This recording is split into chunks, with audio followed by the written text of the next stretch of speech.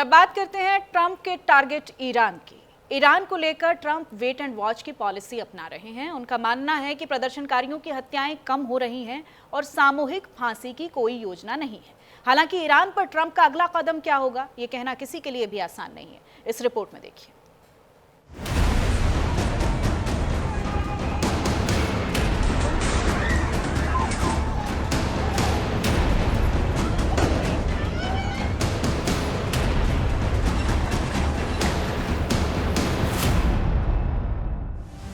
Iran में जंग की उल्टी गिनती शुरू।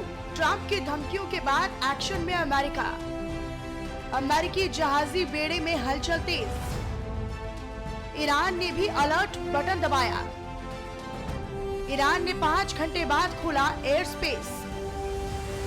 अमेरिका ईरान में बढ़ा तनाव, होगा महायुद्ध। ईरान को लेकर ट्रंप वेट एंड वॉच की पॉलिसी अपना रहे हैं। उनका साफ मानना है कि प्रदर्शनकारियों की हत्याएं कम हो रही हैं और सामूहिक फांसी की कोई योजना नहीं है। ट्रंप ने इरफान सुल्तानी को फांसी चलने की अच्छी खबर बताया।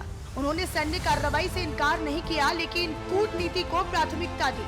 डोनाल्ड ट्रंप ईरान के प्रदर्शनकारियों की मदद करने और सैन्य हमले की अपनी धमकी से पीछे हटते और फिलहाल वेट एंड वॉच की नीति पर चलते हुए दिखाई दे रहे हैं। उन्होंने ये भी कहा कि ईरान में प्रदर्शनकारियों पर कार्रवाई में हत्याएं कम हो रही हैं। उनका मानना है कि ईरान की बड़ी पैमाने पर फांसी देने की अभी कोई योजना भी नहीं।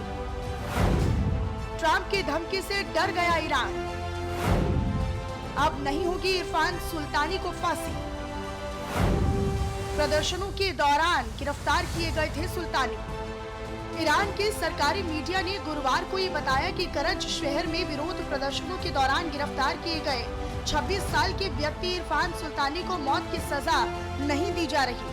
बता दें कि सुल्तानी को बुधवार को फांसी दी जानी थी, लेकिन मानवाधिकार संगठन हिंगाओ ने उनके रिश्तेदारों के हवाले से ये बताया कि उसकी फांसी के पूर्व के आदेश को टाल दिया गया। अमेरिकी राष्ट्रपति ट्रंप ने गुरुवार को एक इंटरनेट मीडिया पोस्ट में लिखा कि एक ईरानी प्रदर्शनकारी को अब मौत की सजा नहीं दी जा रही है।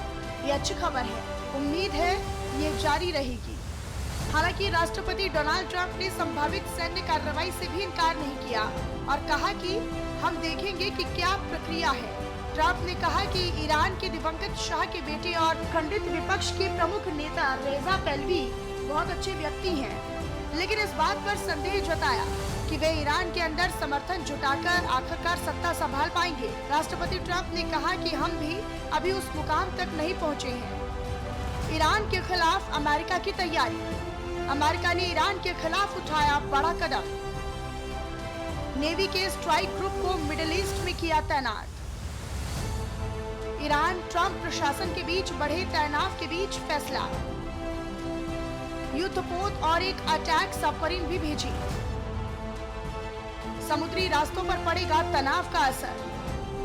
माना जा रहा है कि इन सैन्य बेड़े की कमान USS Abraham Lincoln aircraft carrier के पास है। इसके साथ कई युद्धपोत और कम से कम एक अटैक सबमरीन भी भेजी जा रही है, जिसे मिडिल ईस्ट पहुंचने में लगभग 1 हफ्ते का समय लगेगा। यह तैनाती अमेरिकी सेना के सेंटकॉम इलाके में की जा रही है। ईरान ने कई बार ये धमकी दी है कि अगर उस पर हमला हुआ तो वो इस रास्ते को बंद कर देगा और अगर ऐसा हुआ तो वैश्विक अर्थव्यवस्था ठप हो सकती है। ईरान ने खोला अपना air space. Notice to airmen जारी किया। कुछ इंटरनेशनल फ्लाइट्स को अनुमति मिली। ईरान के एयर स्पेस के इस्तेमाल की अनुमति। 5 घंटे तक बंद रहा ईरान का एयर स्पेस। ईरान ने 15 जनवरी की सुबह अचानक अपने एयर स्पेस बंद कर दिया था। साथ ही नो फ्लाइंग जोन की घोषणा भी कर दी थी। इसका असर भारत समेत दुनिया भर के फ्लाइट्स पर पड़ा। साथ ही ईरान ने एक नोटिस टू एयरमैन भी जारी किया। हालांकि कुछ इंटरनेशनल फ्लाइट्स को उनके एयर स्पेस के इस्तेमाल की अनुमति मिल पाई थी। साथ ही ईरान और इराक के ऊपर के एयर स्पेस भी तेजी के साथ खाली हो गए। हालांकि 5 घंटे तक एयर स्पेस बंद करने के बाद ईरान ने अपना एयर स्पेस वापस से खोल दिया। ईरान पर ट्रंप का अगला कदम क्या होगा, ये कहना किसी के लिए भी फिलहाल आसान नहीं है।